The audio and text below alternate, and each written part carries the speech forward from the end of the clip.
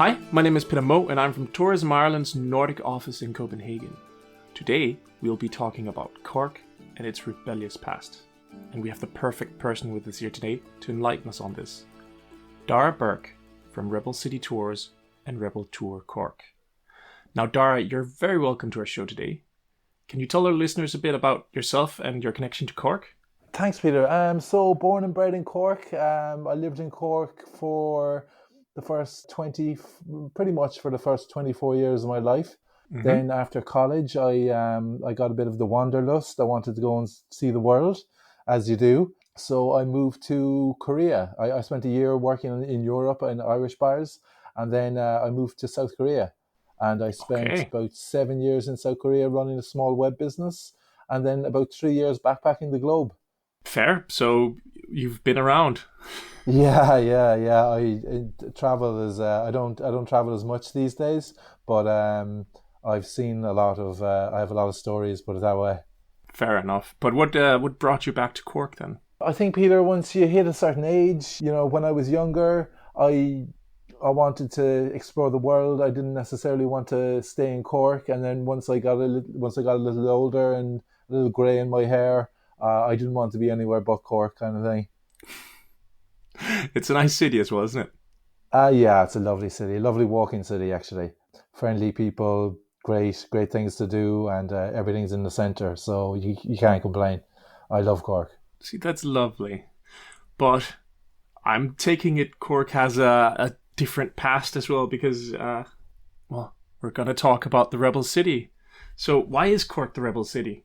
So Cork has been known as the Rebel City since the story goes back to the 15th century, actually. The War of the Roses in England. Mm-hmm. Cork rose up against the English king based on the story of a French con man, Perkin Moorbeck was his name. And this particular Frenchman came to Cork. He was like a silk merchant. And he came to Cork and convinced the local aristocracy that he was the King of England, or the next in line to the throne. And so the Duke of York and the Cork seniors, the citizens in Cork, rose up against the English king. And long story short, Perkin Warbeck was tortured to death, and the king called Cork the Rebel City. Okay, so that's, I guess that's the start of the story for Cork then. Absolutely, yeah. And then during, much later, about 500 years, maybe 400 years later, during the Irish struggle for freedom, the Irish War of Independence, Cork County and Cork City were hotbeds of trouble for the British Army. There was a lot of rebellion in Cork, a lot of military actions against the army, and Cork County became known as the Rebel County. So the Rebel City and the Rebel County. Fair enough. And are there any notable historical figures or events that exemplify this rebellious spirit that you then must have, considering you have double the name in both county and city? Oh, absolutely, yeah. There are so many, too many figures to talk about, but ones that I will mention, the Wallace sisters, up to around 1920 during the Irish War of Independence, when Ireland was fighting for its freedom against Britain. The Wallace sisters were the spy masters for the rebels, for the Irish. They were the spy masters in Cork City for what was then known as the Irish Republican Army. And they were the eyes and ears of the rebels in the Cork City. And they got away with it for so long because the British Army just never considered that two women could possibly be running an intelligence operation in the city. Okay. And did they have a big impact on anything in terms of the fighting, or? They had a huge impact, yeah. So this would have been guerrilla warfare, like hit and run tactics, and the guerrilla war is run on intelligence, essentially. Of course, yeah. So the Wallace sisters would have been running their intelligence HQ right under the noses of the British Army in the centre of Cork City. They were quartermasters. They would have been in charge of the weapons. They would have been hiding fighters in safe houses, and they were not, last but not least, they were running, recruiting and handling spies all across the city. So when you said spy masters, you actually meant basically they were running Cork in terms of the rebels. Absolutely, yeah. Lots of people in Cork knew exactly what they were up to, Peter, but no one betrayed them. Okay. There is. What actually? It's funny you mention it because I'm running a petition online at the moment to get. There's no memorial. There isn't even a plaque in Cork City to remember these two sisters. Now, all there is a piece of graffiti in the center of in their old abandoned shop, which used to function as their intelligence headquarters. And this particular piece of graffiti reads, "A woman's place is in the revolution." So what I'm doing at the moment is I'm running a petition on change.org, and the petition is I'm going to hand it into the city council, and I'm trying to get a plaque for these two heroes of the Irish struggle for freedom. So we're at around 500 signatures at the moment, so I'm hoping to get a little bit more. And do you remember what the petition is called? Well, yeah, if people Google Wallace Sisters petition, the page on change.org will come up. Okay, perfect. No, but that sounds fantastic. I think anyone who's interested in the Wallace Sisters history should go in and check it out. And if you feel like it, you can definitely sign up for the petition. It'd be nice to have a memorial to some strong women who basically ran a revolution for a county that's incredible. As you said, quartermasters and recruiting and everything. That's like, wow. So these two, Nora and Sheila Wallace, Peter, they would have had nerves of steel, and they would have been under daily mortal danger. Yeah, definitely. But I'm guessing there have been a lot of characters then in Cork's history that have exemplified their spirit or a similar spirit. But how has this reputation of being a rebel city then influenced the city's culture or identity? Does it have any influence today? Absolutely, yeah, Peter. Now, many local Cork people call Cork the People's Republic of Cork. It's kind of like a funny name. We also call ourselves the real capital. Okay. Cork has always had a rebellious spirit. And just to dive back into history a little bit again, Cork would have been fighting much of the rest of the country during our Civil War, which was directly after the War of Independence, which we've talked about already. Cork would have been taking on much of the rest of the city for the simple reason that we didn't want to take the treaty that was given to us. But Cork has a long history of being rebellious and being single-minded and independent. Okay. So it is definitely, well, as you said, the People's Republic of Cork. It's still definitely something you can feel in the city spirit today. Oh, absolutely, yeah. Cork has always been completely independent, completely... the rebellious spirit has been going on, has been ingrained in Cork people for centuries now at this stage. Everything, we have so many rebel heroes. I talk about them on the Rebel Tour, on the Rebel City Walking Tour at rebeltour.cork.com. But we have so many, we've a rebel past, and the people of Cork have rebel blood. Fair enough. And if you want to experience this, well, rebel blood and rebel past, if you're visiting for the first time, let's say, what are the top places or experiences you would recommend to get a sense of the city's rebellious character? I would recommend going to Cork City Jail. Now, Cork City Jail, the museum, obviously. Yeah. No, I recommend going to Cork City Jail. It housed a lot of female prisoners during the rebellion.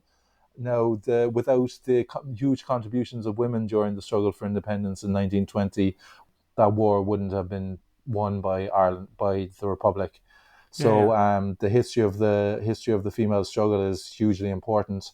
The jail talks a little bit goes into Cork City history and talks about the history of Cork and the struggle that the people went through, tells the story of the struggle of the people. So it even goes back to, there's exhibitions that talk a little bit about the famine, and it's a great insight into Cork local character. Yeah.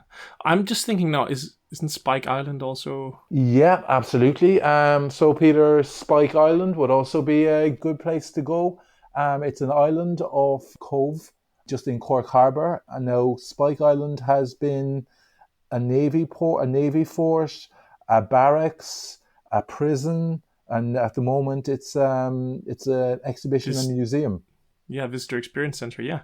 Yeah, visitor experience centre, absolutely. Now, you have to get a boat to go out to Spike Island, so it isn't open year round. It was recently awarded one of the top destinations on TripAdvisor. Really? That's fantastic. Yeah, maybe a month or two ago.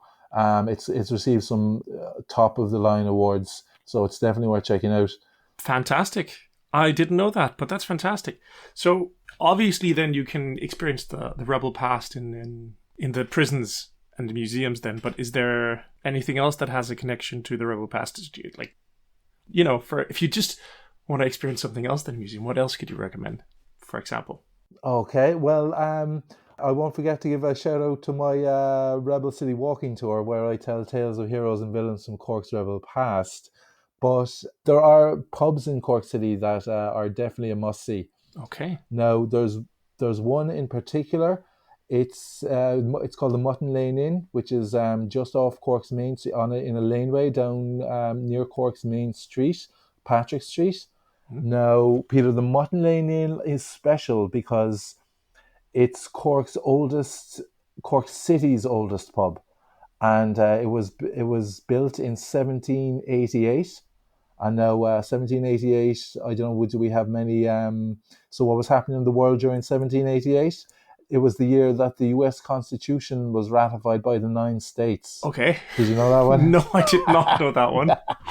No, it was also the year that a British fleet sailed into Botany Bay in Australia and founded a penal colony. Okay. So it was the founding, the year that Australia was founded. Okay, so pivotal year? Yeah, absolutely. So if you're from Australia or from the US or you just love history, you should check out this particular pub in the Mutton Lane Inn. But why? Because it... Well, it's as old as Australia and as old as the US Constitution, pretty much. Fair enough. From a history point of view. Fair enough. If you're into that kind of thing. Definitely. So we have a bit about prisons, visitor experience centers, and pubs. But what else can you think of that kind of exemplifies Cork and its experience? What should we visit when we're there? Okay, so the next point of interest or attraction, Peter, is another daughter of Cork City, a feminist icon. It's a museum in Cork called Nanonagel Place. Mm-hmm. Now, if I was to introduce Nanonagel, I'd introduce her like so. She was an 18th century female CEO type. Back in the 18th century, women had so few choices in society. Now, Irish Catholic women had even less. So Nanonagel was fighting injustice, smashing the glass ceiling. To give you a little bit of context, Nanonagel lived during the penal laws in Ireland. Now, the penal laws were very strict anti-Irish Catholic laws brought in by the English king. And the people of Cork were reduced, the Irish Catholics in Cork were reduced to poverty during this time. And Nanonagel turned her back on a life of privilege in France. She was an Irish person, but she had emigrated to France. She came back. She started teaching young Irish girls back in a time when it was illegal to teach Irish girls or Irish people. And she went on to found an order of nuns known as the Presentation Sisters. Now, when I say she's like the female CEO type, this order of nuns went global. Okay. And I've had guests on the Rebel Walking Tour from Australia, Canada, the US, who have been female guests who have been educated in Presentation Sisters schools. Okay. And it all started in Cork with Nanonagel. So she's like a local Cork hero and legend and feminist icon. Okay, so I'm sensing then that the rebel city and the rebellious spirit is not just then limited to, let's say, fighting the English. Oh, absolutely, yeah. I mean, in no way is it in any way discriminatory towards any particular nation. There are also English heroes during this time. Okay. English soldiers who die heroically trying to save their comrades. And the tour, I'd like to talk a little bit about this particular period in history from both sides. Okay. So actually, can you describe the tours that you offer and what can you expect when you go on one of your tours, Rebel City tours? Okay, so the tour would be, I'd best describe it as tales of heroes and villains from Cork's Rebel past. Okay. Peter. So if you want to understand Ireland and you want to understand the Irish and Cork people in particular, you have to understand Ireland during its formative political years. Much of what we see in Ireland today, our main political parties, the partition up north, our democracy even, stems from just this very short period in time from 1919 to 1921, when Ireland won its freedom and Ireland was formed politically. Yeah. Much of the Irish character was formed during this particular period. So this is the period that I examined during the tour, and it's done in a kind of it's told in a story format. It's light-hearted and fun and entertaining. So it's not really It's not all doom and gloom. I don't tell history. No, absolutely not. Absolutely not, Peter. It's all story based and it's about having fun and entertainment. It's not your average history tour. Okay, so you do get a better, let's say, well, basically what you can take away from your tours is you'll have a better understanding of the Irish people through their past and the formative years of the Irish, Republic, I guess.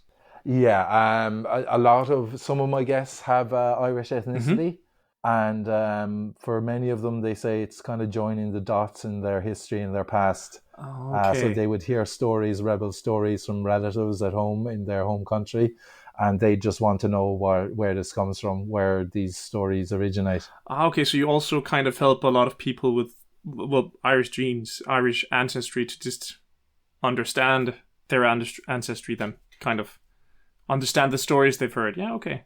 Yeah. So provide context to people who've always heard stories of Ireland and heard stories of Rebel Cork, and I kind of explore what these stories meant to the local people, and just provide context to those seeking it. Yeah. Yeah. No, but that's perfect. So so you can. I'm guessing so I don't have Irish ancestry, but I would still be able to come and experience and better understand the people of Ireland, understand the history, understand what led to and how the recent history was created, as in, if you want to say, the Republic. And if I was, for example, an American, I would get that, but I would maybe also be able to better understand, my Irish heritage that you do probably have if you're coming to Ireland and exploring that. Yeah, absolutely. So much in a socio-political sense, so in society and politics, much of what we see in Ireland today comes from is a direct result of the treaty we signed in 1921.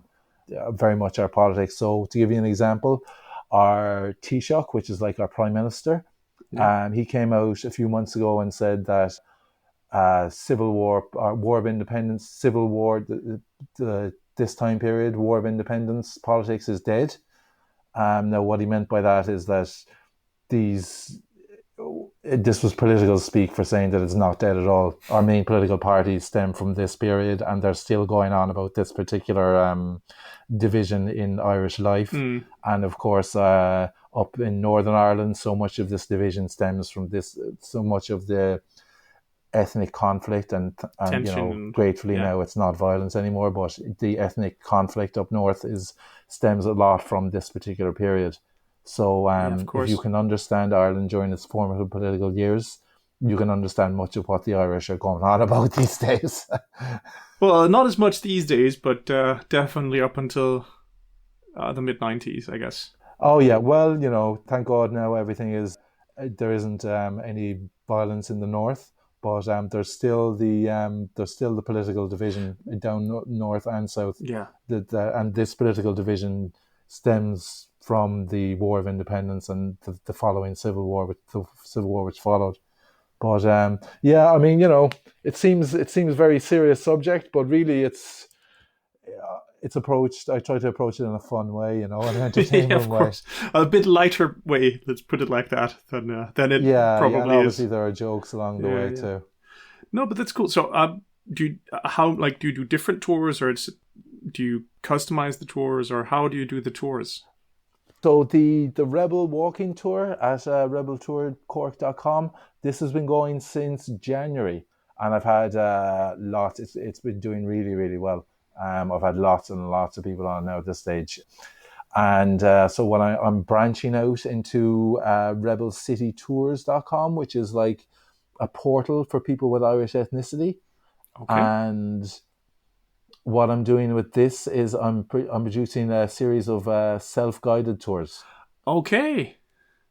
That's cool. Yeah. So I mean, obviously, nothing's going to be as good as having you, Dara, go through everything with them. But thanks, Peter. Next best thing. Yeah. I think some people will enjoy the ability to just go at their own pace, and they can just turn up and do the tour on their own time. So I'm definitely providing that option. Now, at the moment, I'm putting the finishing touches on a Greenway Cork Harbour Greenway cycle tour. Oh, that nice. Yeah, it's going to be really special. So there's a Greenway Harbour cycle in Cork, which starts at the city centre and works its way out to the harbour. Cork is one of the world's largest natural harbours, and it looks out onto the Atlantic. Along the way, we have pirate castles, Cork's most famous indoor market, a maritime museum, an area of outstanding local beauty and wildlife. Okay, so definitely a lot to experience in Cork, let's put it like that. Yeah. And I would agree with you there, Peter. And speaking of that, like, what's your favorite? Well, I mean, you've mentioned a lot, but what's your favorite thing in Cork? I would say it would have to be the Greenway. The Greenway. So the Greenway, the Cork Harbour Greenway cycle. What is it? Sorry, what is a Greenway? It's a Greenway is like a cycle path, a pathway through. In this particular case, it's along the harbour. It's a specific cycle path along an old unused railway line. Okay. And it's built specifically for cyclists. Okay. So the path is about, I think it's about 13 kilometres there and back. And it heads out past all the sites I mentioned to a very sleepy Irish village called Passage. Okay. That sounds... Passage West. Okay, fair enough. So it's great. But that sounds lovely though, like cycling along the coast, cycling along these tracks, scenic route, past many experiences. That's great. But I also see the point of like doing a tour in the city, and then the self-guided tour is fantastic. I mean, you sound like you're doing a lot, and with the plaque as well, or the fight for the plaque. Oh yeah, so the petition now is nearly at 500 signatures, and I've been talking to local councillors, and it looks like I'm going to announce this to everyone who signs the petition. I'll send them up an email update, but it looks like we're having some sort of we're going to have a victory on that in that score, because I was talking to a local councillor who they said they put on the political agenda to rename this particular street after the Wallace sisters. And they are going to put a plaque up. Hopefully, it's on the agenda. So I'm going to be officially handing over the petition. I think on maybe the 23rd. I'll be keeping everyone who signs the petition informed with video and That's fantastic. It's been having a huge effect, and I'm thrilled that people have been so supportive. No, but that's fantastic. I'm very best of luck. I think, unfortunately, this podcast will go out a few days after, so I can link in any updates you have in the description. After the fact. Yeah, sure. I'll put that in as well. No worries. And if you're curious, just head down to the description below in the podcast description here, and you can see the update. Absolutely, Peter. Yeah. Wallace Sisters petition. Put that into Google, and it'll come up on change.org. Perfect. I always have a set question here for every podcast, or at least I try to. So that is, do you have any Irish words or sayings you might want to share? It doesn't need to be in Irish. It can also just be a saying from the Cork area. Anything people should know, or anything that's fun. Okay, so on the tour, to give you a bit of context to this particular Irish phrase, now I speak Irish. So I tell a story on the Rebel City walking tour, about the assassination of police chief known as Colonel quote, shoot on sight, end quote, Smith. Now, this particular gentleman had a history in Ireland and was well known. But the moral of the tale, I won't give away the ending. I won't tell what the story is. You'll have to go on a tour. Yeah, you'll have to go on a tour. Thanks, Peter. Colonel Smith, he had a grudge against the rebels in particular, and I tried to make the point that if you walked in Colonel Smith's shoes, you would have had a grudge against the Irish rebels too. But the moral of the tale is is about the futility of revenge. Now, in Irish, we have what are known as what we call in Irish shan-uh-fo-kull, which is the literal translation is old words. And now they are they're oral wisdoms passed down from generation to generation. Yeah. And the oral wisdom, the shan-uh-fo-kull, I tell people on the tour, and when I think of the story of Colonel Smith and the futility of revenge, goes a little something like this: Tá fee-akh an t-ayn rood is me-khart fhiach. And now what this means, Peter, it means that revenge is the only debt, D-E-B-T. Revenge is the only debt not worth repaying. So the moral of Colonel Smith's tale is try not to harbour revenge in your heart, because it only comes back and consumes you worse than it affects anyone else. But yeah, that's my Irish saying, Peter. Okay, no, that's cool. I will probably write to you afterwards to get you to help me spell that out, but... That's no problem at all. No, but that's perfect. And final question, I guess. So where or how can our listeners get in contact to find out more about you and what you have on offer? So if your listeners wish to find out more, they can go to rebelcitytours.com. Tours plural, rebelcitytours.com. And they'll find my website, the portal, and then all my contact details are on that. Perfect. And I'll also leave a link down in the description of the podcast. Excellent, thank you, Peter. So if you're coming to Cork and you wish to go for a cycle and off the beaten track experience, or you wish to do a rebel walking tour and immerse yourself in the rebel culture, then give us a bell. And if you don't, just get in contact anyway, and I can give you some advice. That's absolutely fantastic. I just want to say thank you, Dar. Thank you for just thank you. Excellent. Thank you very much, Peter. I really enjoyed the interview.